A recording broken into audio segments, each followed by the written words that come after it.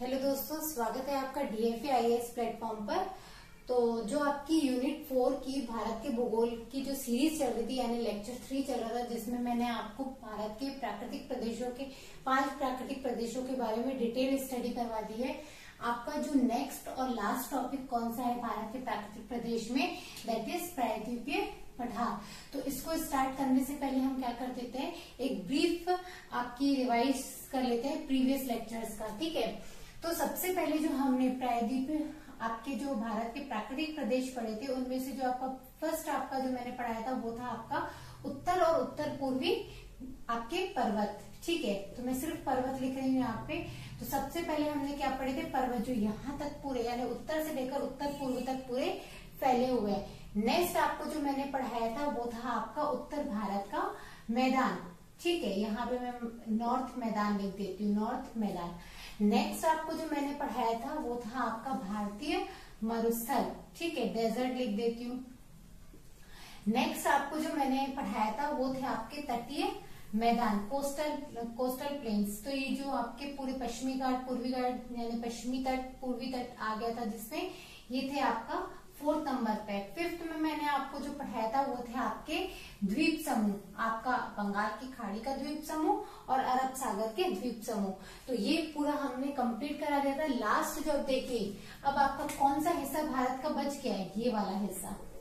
ठीक है, ये वाला हिस्सा बच गया है और इसी की हम आज क्या करेंगे, डिटेल स्टडी करेंगे और शॉर्ट स्टडी करेंगे, ताकि आपको बहुत कम चीजों में यानी बहुत कम कीवर्ड्स में आपको बहुत ज्यादा समझ में आ जाए। तो चलिए स्टार्ट करते हैं। और स्टार्ट करने पर हम क्या देखते हैं, सबसे पहले इसका क्या करते हैं, विस्तार देखते हैं। विस्तार यानी कहाँ तक फैला हुआ है आपके भारत में। तो देखिए, नॉर्थ में तो आपको क्लियरली दिख रहा है कि क्या है, आपके मैदान है। तो नॉर्थ में आपके मैदान, ये साउथ, ये आपका वेस्ट और ये आपका ईस्ट। ठीक है, तो देखिए इसके वेस्ट में यानी पश्चिम में क्या है, आपके गुजरात की जो गिर पहाड़ियां हैं वो है। और नॉर्थ ईस्ट में, सॉरी नॉर्थ वेस्ट यानी उत्तर पश्चिम में आपका क्या है, अरावली पहाड़ियां हैं। अरावली पहाड़ियां हैं जो दिल्ली कटक तक फैली हुई है, ये दिल्ली कटक तक फैली हुई है। ठीक है, कटक तक। ठीक है, फिर आपका जो नेक्स्ट है यानी ईस्ट में आपको क्या मिलेंगी, राजमहल की पहाड़ियां मिलेंगी। ठीक है, क्या मिलेंगी आपको, राजमहल की पहाड़ियां मिलेंगी। वहीं आप नॉर्थ ईस्ट में चले जाइए तो आपको क्या मिलेगा, 2 पठार मिलेंगे बेसिकली। एक आपका मेघालय पठार, जिसको कभी कभी शिलोंग का पठार भी कहते हैं। ठीक है, और म्यांमार में फैला हुआ कौन सा, कार्बी एब्लोंग का पठार, कार्बी एब्लोंग का पठार। तो ये पूरा आपका क्या है, ऊपरी हिस्सा है। और दक्षिणतम बिंदु आपको पता है कहाँ तक, पूरा पश्चिमी घाट में फैला हुआ आपकी इलायची यानी कार्डमम पहाड़ियों तक आपका क्या है, पूरा प्रायद्वीपीय पठार फैला हुआ है। अब देखिए, अब हम भौगोलिक आधार पर इसको बात करें, अगर डिटेल स्टडी में जाएं तो जो आपका प्रायद्वीपीय पठार है, इसको उच्चावच के आधार पर यानी हाई ऑल्टीट्यूड यानी ऑल्टीट्यूड के आधार पर, यानी जो सबसे बड़ा फिर छोटा फिर उससे छोटा। ठीक है, तो इस आधार पर, उच्चावच के आधार पर हमने क्या किया है, यानी इसको 3 भागों में बांटा गया है। ठीक है, तो फर्स्ट है आपका दक्कन प्लेट्यू, फिर आपका मध्य उच्च भाग यानी मिडिल हाई पार्ट है, फिर आपका क्या है, उत्तर पूर्वी पठार, नॉर्थ ईस्ट प्लेट्यू आते हैं।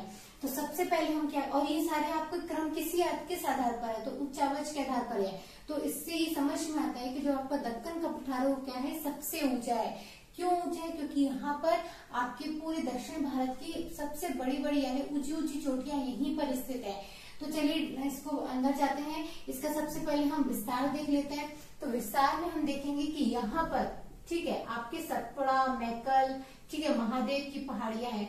तो ये क्या है, उत्तर में सतपुड़ा, मैकल और महादेव की पहाड़ियां हैं। साउथ में आ जाइए तो आपका पूरा पश्चिमी घाट लेकर पूर्वी घाट, पूरा ये सब क्या है, आपका दक्कन का पठार है। ठीक है, पश्चिम में पश्चिमी घाट है, पूर्व में पूर्वी घाट है यानी पूर्व में ईस्टर्न घाट्स और आपके पश्चिम में वेस्टर्न घाट्स। ठीक है, इस वेस्टर्न घाट की विशेषता ये है, ठीक है, वेस्टर्न घाट की विशेषता है कि इसके कुछ स्थानीय नाम है। ठीक है, इसके कुछ स्थानीय नाम है, इन स्थानीय नामों को हम पढ़ते हैं। तो इसको महाराष्ट्र में हम क्या कहते हैं, सिंहाद्री, क्या कहते हैं, सिंहाद्री। वहीं कर्नाटक और तमिलनाडु में इसको क्या बोला जाता है, नीलगिरी पर्वत, नीलगिरी। और इसी नीलगिरी में एक चोटी है आपकी डोडा बेटा। क्या है? डोडा बेटा, जो आपके पूरे दक्षिण भारत की क्या है, सेकेंड लार्जेस्ट। ये इंपॉर्टेंट है, बहुत इंपॉर्टेंट पॉइंट्स है जिनको मैंने यहाँ पर नहीं लिखा है, आप नोट डाउन कर लीजिए। डोडा बेटा जो सेकेंड लार्जेस्ट चोटी है आपकी पूरे दक्षिण भारत की। फिर आप आ जाइए केरला में, तो केरला में भी इसको दो पहाड़ियों के नाम से जाना जाता है, एक अन्नामलाई, ठीक है, अन्नामलाई, और आपका कौन सा, इलायची पर्वत यानी कार्डमम की चोटियां, कार्डमम पर्वत, ठीक है। और इसी अन्नामलाई पहाड़ियों में आपका एक चोटी है जिसका नाम है अन्नाईमुडी। बहुत इजी, आपको अच्छे से याद हो जाएगा। और यही अन्नाईमुडी जो चोटी है आपकी दक्षिण भारत की सबसे, ठीक है, दक्षिण भारत की क्या है, सबसे ऊंची चोटी है, हाईएस्ट चोटी है, ठीक है, सबसे ऊंची चोटी है। तो ये हो गया आपका पूरा दक्कन के पठार के बारे में जितनी भी इम्पोर्टेंट बातें थी। इसके अलावा आपकी कुछ चोटियां और है, कुछ पहाड़ियां और है, जैसे जावेद की पहाड़ियां, ठीक है, आपकी पालकोंडा की पहाड़ी, महेंद्रगिरी की पहाड़ियां, ये सारी की सारी किस्में आती है दक्कन के पठार में आती हैं। नेक्स्ट हम पढ़ते हैं आपका मध्य उच्च भूभाग। अब देखिए ये वाला हिस्सा आपका कवरअप हो गया, ठीक है, बचा ये वाला हिस्सा। ये जो मध्य उच्च भूभाग है इसके जो पश्चिम में क्या है, आपकी अरावली की पहाड़ियां हैं, और इसके पूर्व में क्या है, आपकी राजमहल की पहाड़ियां, राजमहल की पहाड़ियां, और इसी के दक्षिण में क्या है आपका छोटा नागपुर का पठार, छोटा नागपुर का पठार। तो ये जो पूरा हिस्सा है, ठीक है, इसको मैं रेड पेन से डिनोट करती हूँ। ये जो आपका पूरा हिस्सा है क्या है, आपका मध्य उच्च भूभाग, जिसका दक्षिणतम पॉइंट कौन सा है, तो आपका सतपुड़ा पर्वत, ठीक है। तो ये है आपका मध्य उच्च भूभाग। इसकी एक विशेषता ये है कि यहाँ पर किस प्रकार की चट्टानें पाई जाती है, तो कायांतरित चट्टानें। कौन सी? कायांतरित चट्टानें। ये ऐसी चट्टानें होती हैं जो पूर्व की चट्टानें होती है, जैसे अवसादी चट्टानें, आग्नेय चट्टानें, इनमें कुछ रासायनिक परिवर्तनों के कारण, भौगोलिक और रासायनिक परिवर्तनों में, इनमें जो आपकी जो आग्नेय और अवसादी चट्टानों में जो परिवर्तन आ जाता है वो किसमें बदल जाती है, कायांतरित चट्टानों में। जैसे संगमरमर हो गया, ठीक है, स्लेट हो गया, ये सारी की सारी क्या है, आपकी कायांतरित चट्टानें। और आपको पता होना चाहिए इसी मध्य उच्च भाग में आपका क्या आता है, एक बेड़ाघाट जगह आता है एमपी में, जहां पर संगमरमर की बड़ी बड़ी चट्टानें प्राप्त होती हैं, ठीक है। नेक्स्ट है आपका उत्तर पूर्वी पठार।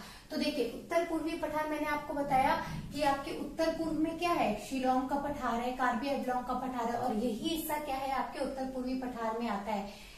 ये जो आपका उत्तर पूर्वी पठार और आपका पूरा प्रायद्वीपीय पठार इस साइड का मेन लैंड का है, ये इसको अलग करने वाली एक घाटी है, यहाँ पर एक बहुत बड़ी घाटी है। इसका एक अपना ही ज्योग्राफिकल रीजन है कि यहाँ पर घाटी क्यों है। मैं आपको शॉर्ट में बताऊं तो आपको पता है कि भारत जब आपके इस लैंड का हिस्सा नहीं था, यानी आपका जब उत्तरी गोलार्ध का हिस्सा नहीं था, तब यहाँ पर क्या होता था, एक बड़ा महासागर यानी तैतीस महासागर होता था। और उसी सागर क्या हो गया, जब आपकी ये वाली लैंड, ठीक है, जब आपके दक्षिणी गोलार्ध से होकर उत्तरी गोलार्ध में आई, तब क्या हो गया, इनके बीच में एक खाई पड़ी जिसको हम क्या बोलते हैं, आज घाटी कहते हैं। और इसी घाटी की वजह से क्या है, आपका जो प्रायद्वीपीय पठार यानी मेन लैंड है, दक्कन का पठार और मध्य उच्च भाग, वो उत्तर पूर्वी पठार से क्या है, अलग है। इसलिए बच्चे कई बार कंफ्यूज हो जाते हैं कि ये जो उत्तर पूर्वी का पठार है वो प्रायद्वीपीय पठार में आता नहीं है, बट ऐसा नहीं है, ये आता है। और उसके एग्जाम्पल भी हैं, कौन कौन से, मेघालय या शिलोंग का पठार और कार्बी एंगलोंग का पठार, ठीक है। और राजमहल की पहाड़ियां जहां पर समाप्त होती है, उसके बाद एक घाटी पड़ती है, और घाटी के बाद आपके शिलोंग के पठार और कार्बी एंगलोंग के पठार आते हैं।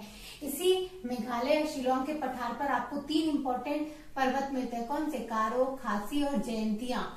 ये जातियों की, जनजातियों के भी नाम है और पर्वतों के भी नाम है। और आपको पता है यही क्षेत्र है जिसमें सर्वाधिक वर्षा होती है आपके पूरे भारत की। तो ये है आपका पूरा प्रायद्वीपीय पठार जिसको मैंने डिटेल स्टडी करवा दी। अब आपके भारत के प्राकृतिक प्रदेश के जितने भी 6 मेन पार्ट्स थे उनको मैंने कवर अप करवा दिए। नेक्स्ट क्लास आपके नेक्स्ट टॉपिक पर होगी, नए टॉपिक पर होगी। अगर आपको इस लेक्चर में कोई कमी लगे तो प्लीज कमेंट सेक्शन पर कमेंट कीजिए, और इस लेक्चर को लाइक, शेयर और हमारे चैनल को सब्सक्राइब जरूर कीजिए ताकि आपको आगे के फर्दर लेक्चर्स के नोटिफिकेशंस मिल सके। थैंक यू दोस्तों।